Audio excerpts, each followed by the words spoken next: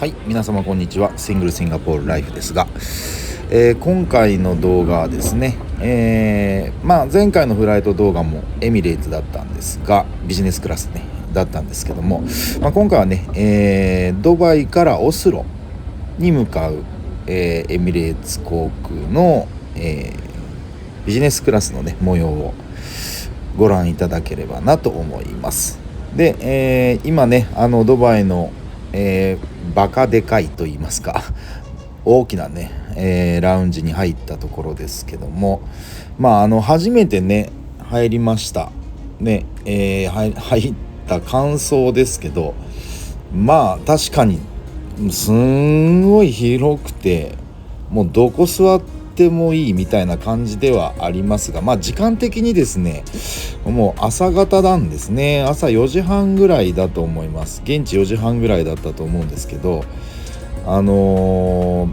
至るところというかところどころにね、料理を提供してるようなところがありまして、で、朝方過ぎて人も少ないというような感じなんでしょうね。こういう風にね、ここが一箇所ボンとあるみたいな感じじゃなくて、もうところどころにあるんですね。飲み物と、フードのサービスがねされていて、でビルの建物の真ん中は吹き抜けになってて、両サイド、建物の両サイドに、ラウンジが分かれてるというか、分かれてるわけじゃないんですけどね、ラウンジがあるというような感じで、朝の4時半なので、朝食メニューがメインになってたのかなと思いますけど、残念ながらね、僕個人的にお腹が空いてなかったんですね。全然空いてなかったので、もう食べ物をご紹介することがちょっとできなくて、ラウンジの中でねちょっとゆっくりしてた、コーヒー飲んでたというようなのが正直なところなので、次回利用するときはねもっとゆっくりとね、せっかくなんで楽しみたいなというふうにね思いましたけどね。はい、そういうあれで、搭乗口にやってまいりました。B の11ですね。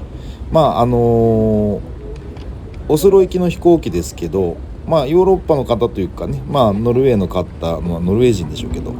方と、大半はねアラブ系の方が、搭乗されてたかなというふうに思いますけれども、では乗り込んでいきたいと思います。機体はボーイング777、ですねの ER300 になると思いますけどね、この路線のビジネスクラス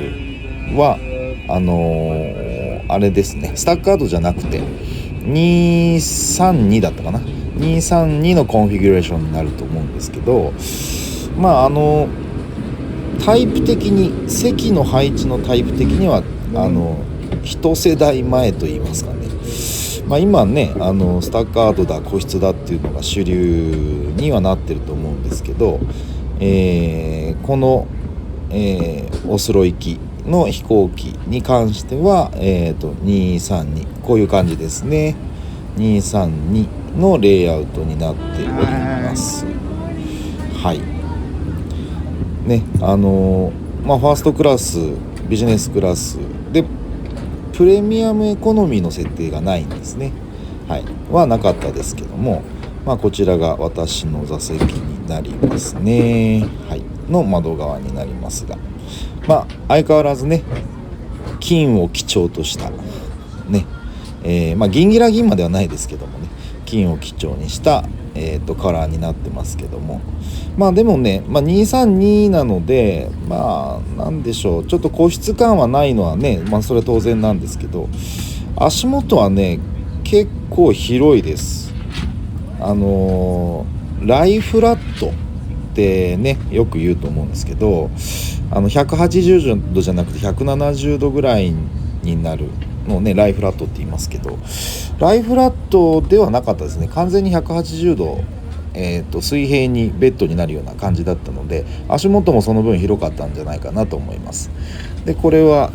モエシャンドンのロゼを今ねウェルカムドリンクで飲んでおりますけどもね、はい、なので、機体自体もねそんなに新しくないのでね、このエミレーツ特有のね、コントローラーもありますけど、こちらね、このコントローラー見るとね分かると思うんですけどね、今もうあんまないですよね、この形ね。結構古いって言ったらあれですけどね、ちょっと一世代前のものなのかなと思いますけどもね。で、オスロまでは、7時間半ぐらいのフライトになるんですけど、一応ねフルサービス、機内食2回出るっていうね感じなんです。7時間半ですけどね。で、シャンペン、赤ワイン、白ワインとありまして、シンガポールからドバイに行く飛行機はね深夜便っていうこともあって、ライトミールだったりとか、ね、が提供されたんですけども、この朝便、7時半発だったかな。7時間半のフライトでね機内食2回って普通なんですかね。なんか微妙なとこですよね、長距離と中距離の間みたいな7時間半って。でもね、エミレーツは機内食2回出しますよということでしたが、あれが置いてませんでしたね。あれっていうとはダメですけど、アメニティキットは、各座席に置かれてなかったんですね。なので、ドバイまでの飛行機の中で僕はもらいましたけども、どうなんでしょうね、エミレーツは7時間半だとないんでしょうか。言えばもらえるってやつかもしれないですけどね、ちょっと分かりませんけれども、その辺は。はい。で、滑走路そこそこ、渋滞中ということで、先にね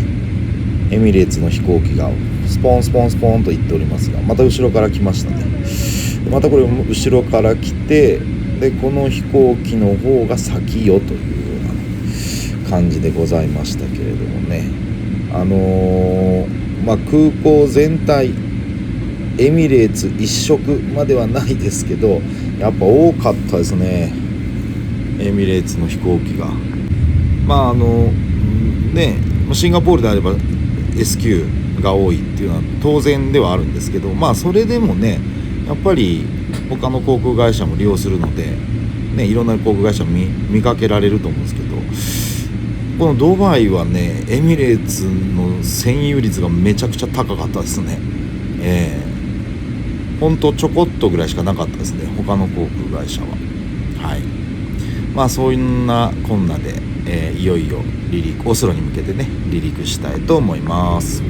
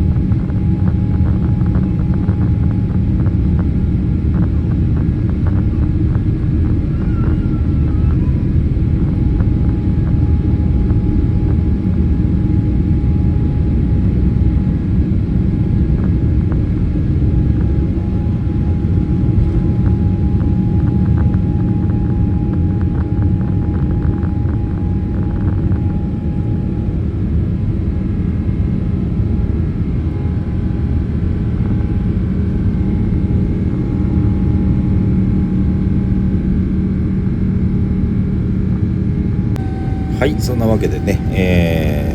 離陸しましたけれども、ドバイの街もね降り立っただけで、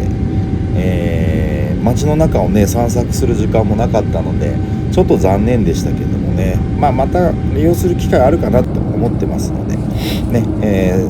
今度ねエミレーツ利用した時はねドバイ1泊とか2泊とかちょっとしてみたいなとは思いましたね。はい。で、朝方ほとんどあんまり寝てなかったので、ちょっと横になろうかなみたいな感じで今ね調整しておりますけども、一世代前のねシートではありますが、逆にね操作が簡単みたいなところもあるのでね、僕は嫌いではないんですけどね。はい。シートのね、設備というかはね、一般的なビジネスクラス、これ、ヘッドホンですけども、ね、エミレーツのヘッドホンで、一般的なものでしたけどね。はい。で、こちらが朝食扱いになると思います。朝食のメニューですね、ざっくり言うと。はい。朝食のこれ僕選んだんだったっけな他のがあるか、これウエスタンですよね。他のがあったかちょっと記憶がないっていう感じもありますけどね。チーズとハムとねフルーツとあとクロワッサンちょいちょいみたいなね感じですけど、こういうのにね逆にこういうの外れないですよね。そこそこ美味しく食べれる僕いつも思うんですけどね。ライトミールっちゃライトミールなんですけど、朝ごはんとしてはちょうどいい量ですね。この後も出てくるので機内食が多すぎず、あと味が濃すぎないのがいいですね。味が濃すぎないので食べやすい、サクサク食べれるというような感じですね。でこれ左側にねクロワッサン映ってるんですけど、僕がですね個人的に今まで機内食で食べたクロワッサンで一番美味しいと思ったのが実はアイスランド航空の、クロワッサンなんですね。なかなか皆さん食べる機会はないと思います。アイスランドに行かない限りは、乗る機会がないと思うので、なかなか食べられないとは思うんですけど、そのアイスランド航空のクロワッサンが一番美味しかったんですが、エミレーツのこのクロワッサンもね結構サクサクしてました。美味しかったですね。美味しい部類に入るんじゃないかなと思います。機内食の中ではS q とかのねクロワッサンもぼちぼち美味しいんですけど美味しかったですね。エミレーツのクロワッサンですね。はい。今これなんていうんですかね、こういうのちょっとど忘れちゃいましたけどこういうのを食べております。ちょっと甘い系のやつをね、食べておりますけど、このねヨーグルトもあれです、美味しかったんですけど、やっぱ朝ごはんっていうねウエスタンの朝ごはんいいですよね。僕は嫌いじゃないですね。なんて言うんでしょう、どこどこ料理の朝ごはんとかね、日本でもね朝ごはんの和食のあれとか機内食で出てきますけど、それはそれでいいんですけど、結構ね7時間半のフライトで朝ごはんも次も提供ってなると間隔が短いんで、ああいうね先ほどのようなライトのやつがいいなと思いますけど、でこれがもうすでに、多分 3,4 時間経って、2回目の機内食ですが始まりますよってことで、今オリーブとね赤ワイン飲んでおりますけど、このナッツじゃないところがいいですよね。袋入りのナッツじゃないっていうのが良かったですが、はい。でこれですね、僕が選んだのはアラブ料理の前菜ですね。はい。こういうのをあんまり食べたことがなかったので、あえて前菜はローカル食にしようかなと思いまして、選んでみましたけどね。ペーストというかねスプレッド的なねやつですけど、これもピタパンのような左側のにつけて食べるんだろうなっていう感じではありますけどもね。でこれ今一個一個ちょっと少しずつ味見をしてますけども、これがね結構美味しいんですよね。トルコとかも僕まだ行ったことないですけど、こういうの多いんですよね。多分アラブとかトルコはですね多いと思うんですけど、これ結構いけて、で今食べたのが多分クミンかなんかが入った揚げパンなんですね。中に餃子ダンプリングに近いんでしょうね。揚げ餃子、でも周り小麦粉パンみたいな感じだった、カレーパンに近いみたいな感じだったんですけど、これね結構全部ね美味しかったです。左下は香草をあえたのを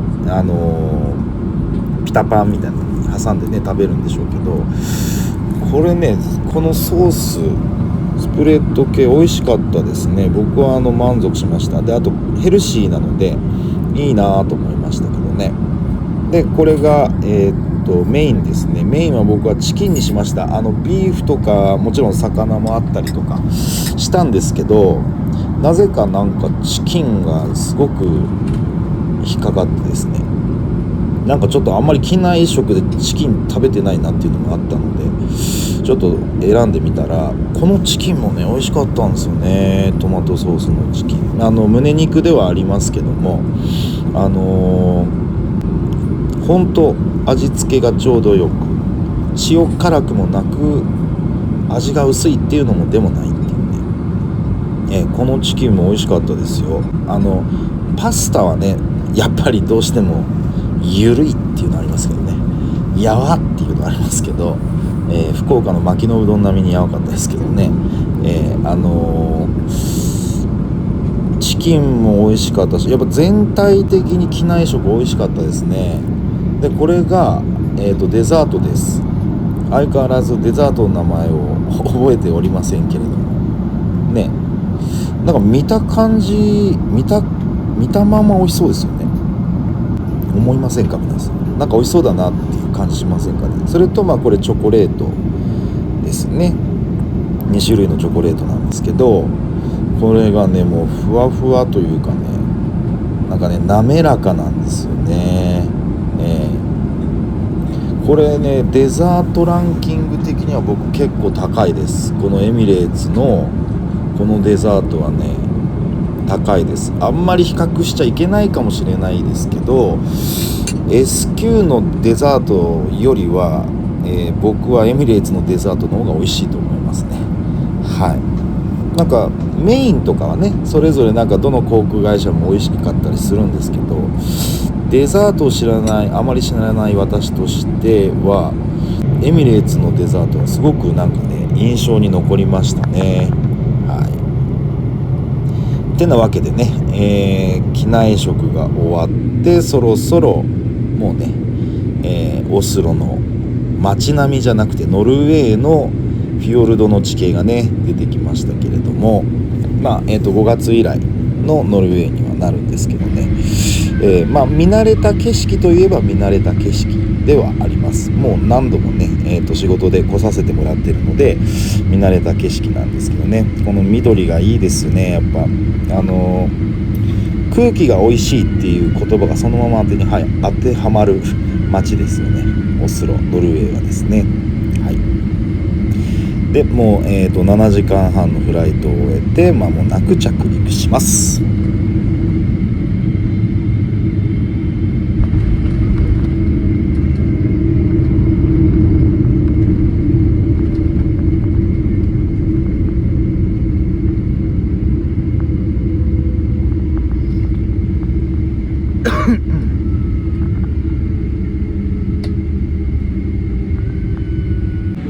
はい、そんなわけでね、ノルウェーオスロのガーダモエン国際空港に到着いたしました。